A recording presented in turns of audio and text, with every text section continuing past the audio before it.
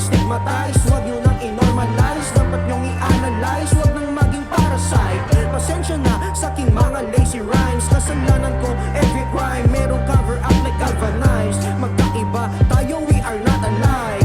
Kailangan mo muna siguro ang ma-confine. I already left, kaya masasabing that's alright. Yeah, that's alright. Ang pag-alinlangan ay isang dahilan na kumikitil ng mga pangarap, mga word of wisdom na mapapaisip ka na lang kung bakit tumaganap. Huwag mong sanaying kakainin lagi ang gutom na aso. Hindi lahat ng binubusog ang tiyan ay laging umaamo. Iba't ibang mata ang nakamasid sa'yo para lamang mangusga ang iyong kakayahan. Minamaliit dahil sa akala'y wala kang ibubuga. Pag nakaharap akala mo kung sino tong mga santo. Pag nakapalikod ay bulong-bulungan na mga engkanto. Kabisado ultimo, kilos pati na pananamit ng isang tao. Bistado ang galawan kahit ilang beses magpakitang tao.